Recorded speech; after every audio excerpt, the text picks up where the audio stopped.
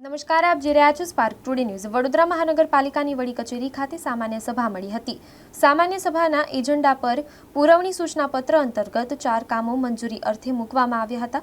સભાની શરૂઆત થતાની સાથે જ આ કામોના મંજૂરી અર્થેની કામગીરી સભા સેક્રેટરીએ શરૂ કરી હતી। એક બાદ એક વડોદરાના મેયર પિંકીબેન સોની દ્વારા કામો મંજૂર કરવાની પ્રક્રિયા હાથ ધરવામાં આવતા વિપક્ષના કોર્પોરેટરોએ ભારે હોબાળો મચાવ્યો હતો।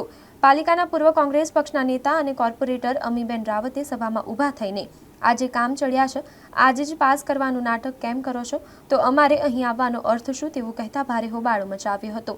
ભાજપના કોર્પોરેટરોએ સાથે ઊભા થઈને નાટક શબ્દ અંગે માફી માંગવાની માંગ કરી શબ્દો પાછા ખેંચવા જણાવ્યું હતું। મેયરે પણ આ મુદ્દે ટકોર કરી હતી। ભારે હોબાળો થતાં કોંગ્રેસના તમામ કોર્પોરેટરો અમીબેન રાવતના સમર્થનમાં જોવા મળ્યા હતા।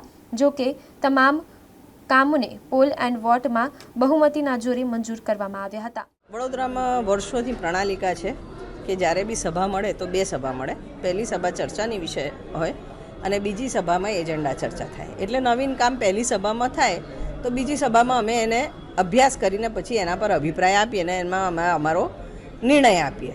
પણ આજે વર્ષોની પ્રણાલિકા ભારતીય જનતા પાર્ટીના શાસકો પદાધિકારીઓ કેમ ચર્ચાઓ અને સભાઓથી ભાગે છે તો ખબર નથી। તમને ખબર છે ગઈ વખતે 1 મહિના માટે સભા મુલતવી કરી। આજે એવો નિર્ણય લીધો કે હવે કામની અને એજન્ડા ચર્ચાની સભા એક જ કરવાની, એટલે આજે ટૂંકમાં 4 સભા એક જ દિવસમાં લેવાનો નિર્ણય થયો। 5 વાગે 4 નવીન કામો ચડાવ્યા, 5 ને 5 એના પર એજન્ડા પર ચર્ચા મૂકી દીધી। એ એજન્ડા 76માંથી એક બી કોર્પોરેટરને વાંચવાનો સમય નથી આપ્યો।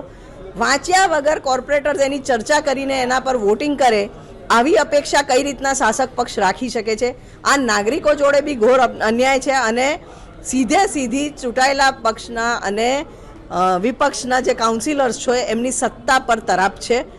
જીપીએમસી એક્ટના પ્રોવિઝન્સનો ભંગ છે। જીપીએમસી એક્ટમાં ક્લિયરલી મેન્શન કરેલું છે કે સભાસદને 7 દિવસ એજન્ડા વાંચીને અભ્યાસ કરવાનો, ફાઇલ સભાગૃહમાં મૂકવાનો નિયમ છે।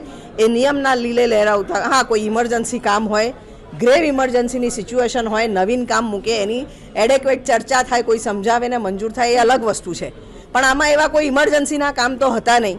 તો ઇન દેટ કેસ શાસક પક્ષ ભારતીય જનતા પાર્ટીના સત્તાધીશો કેમ ચર્ચાથી ભાગે છે, કેમ સભાસદો ફાઇલ ના વાંચે એવો પ્રયાસ કરે છે, એની પાછળ એમની મંશા શું છે સમજ નથી પડતી।